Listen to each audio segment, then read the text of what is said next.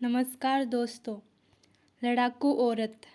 एक बार एक व्यक्ति की किसी बात पर अपनी पत्नी से चिकचिक हो गई। वह बड़बड़ाते हुए घर से बाहर निकला। सोचा, कभी इस लड़ाकू औरत से बात नहीं करूँगा।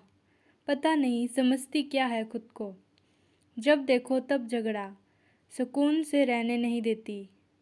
बड़बड़ाते हुए नज़दीक के चाय के स्टॉल पर पहुंचकर चाय ऑर्डर की और सामने रखे स्टूल पर बैठ गया।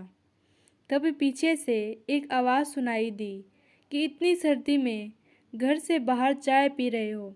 उसने गर्दन घुमाकर पीछे देखा तो पीछे के स्टूल पर एक बुजुर्ग व्यक्ति बैठा था। उसने बुजुर्ग से कहा, बाबा, आप भी तो इतनी सर्दी और इस उम्र में बाहर हैं। बुजुर्ग ने मुस्कुराकर कह दिया, बेटा, मैं तो ठहरा अकेला, न कोई गृहस्थी न कोई साथी। तुम तो शादीशुदा लगते हो। उस व्यक्ति ने कहा, पत्नी घर में जीने नहीं देती बाबा। हर समय चिक चिक चिक चिक। बाहर न भटकूं तो क्या करूं? जिंदगी नरक बना कर रखती है।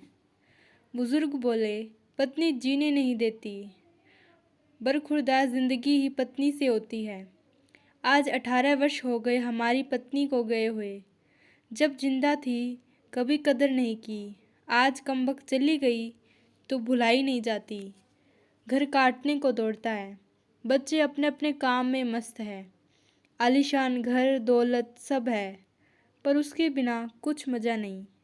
यूं ही कभी कहीं भटकता रहता हूँ। कुछ भी अच्छा नहीं लगता।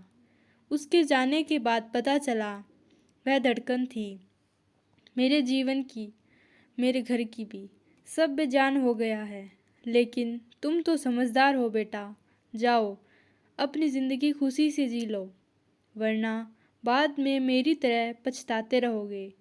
बुजुर्ग की आंखों में दर्द और आंसुओं का समंदर था।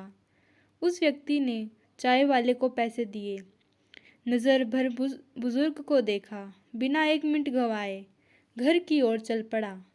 पत्नी चिंतित दरवाजे पर ही खड़ी थी। अपने पति को उसने दूर से ही देख लिया। डबडबाई आंखों से निहार रही थी। पास आते ही बोली, कहाँ चले गए थे? जैकेट भी नहीं पहना, ठंड लग जाएगी तो। पति ने कहा, तुम भी तो बिना स्वेटर के दरवाजे पर खड़ी हो। कुछ यूं दोनों ने आंखों से एक दूसरे के प्यार को पढ़ लिया था। कई बार हम लोग भी अपने जीवन में इसी तरह गलतियां कर बैठते हैं।